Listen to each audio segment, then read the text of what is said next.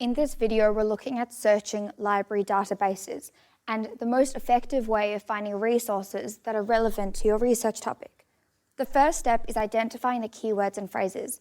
These reflect the key concepts of your research topic. Start by writing out your research question.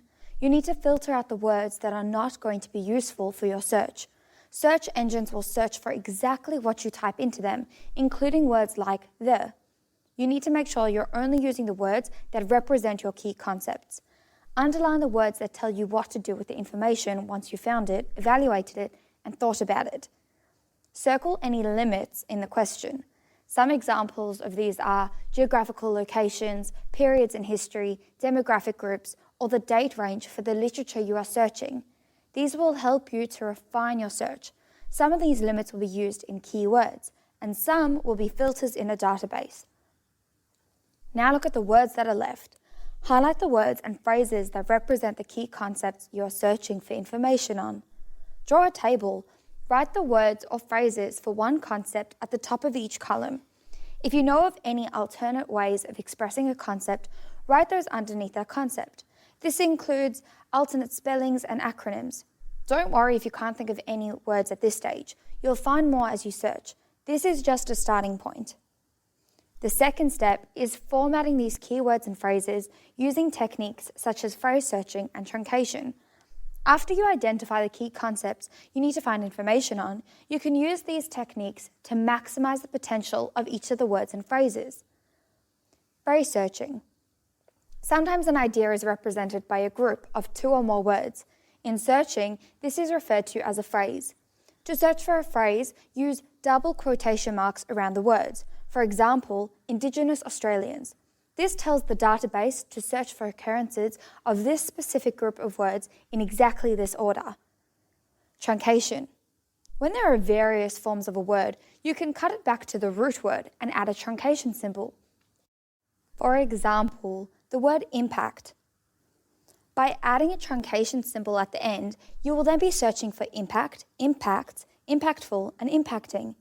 It's the short version of impact or impactful or impacting. Truncation symbols vary slightly between databases, so use the help or search tips options to check which one you need. More often than not, it's an asterisk.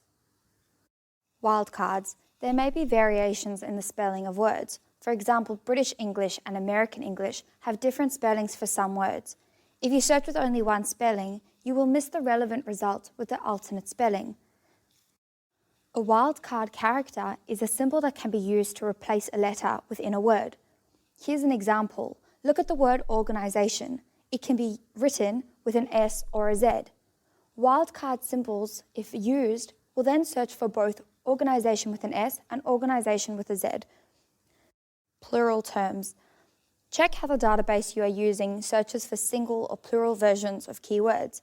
This can have a huge impact on your results, as some databases will automatically search for the plural version of a single term, but not the reverse. So make sure to check this. The third step is turning these keywords and phrases into effective searches.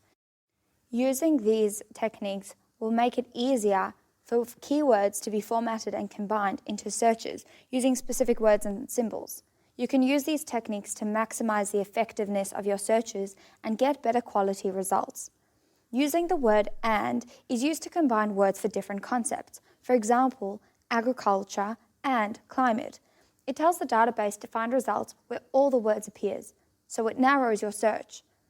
Using "or" is used to add synonyms or similar concepts to the search. It tells the database to find results where one of the words or phrases appears. For example, effect or impact or consequences. It broadens your search. Using the word "not" is used to exclude terms you don't want to find, so it narrows your search. Brackets are used when you are using both and or in a basic search. Because there is only one search box in a basic search, brackets are needed to group the synonyms that are combined using or. The other words that have been combined with and go outside the brackets. Here is an example. This tells the database to find at least one of the words or phrases from within the brackets, as well as all of the words that are outside the brackets. It is a way of doing multiple searches at the same time. The fourth phase is using the filters and limits in databases to optimize your searches. Most databases provide a range of options which enable you to refine your search results by manipulating specific elements of your search. Each database has its own options for refining the search. The following are common to most databases. Basic limits. These are basic limits that usually just require you to tick a box or check a select or enter for the dates. These are usually near the top of the menu and include publication date, peer-reviewed content, and the type of publication. Article type. Some databases allow you to limit your search to a specific type of document. For example, only looking at academic journal articles rather than looking at case studies and conference papers and other review articles. Specific fields. All databases organize information about their documents into specific fields. You can use these fields to build much more accurate searches. If you go to the advanced search, you'll find a drop-down list of available fields next to each search box. Enter your words into the box and select the field you want to search for them in. Examples of searchable fields include the author, the title, the subject, all except the full text. This is all fields of the record, but not the full article, so it may include the abstract. Finally, reviewing and evaluating your search results. You need to review your search results both during and after your searches. This helps to ensure that your results are relevant and comprehensive. During your searches, think about the number of results. New areas of research may only have a few dozen articles published, whilst a well-established area will have hundreds or more. Generally aim for results lists with no more than 100 to 150 articles per search. Larger numbers will be difficult to work through and may indicate that your search has not focused closely enough on specific aspects of your topic. Briefly review each article. Don't rely on the article title. Read the abstract to get a clearer picture of what is covered in the article.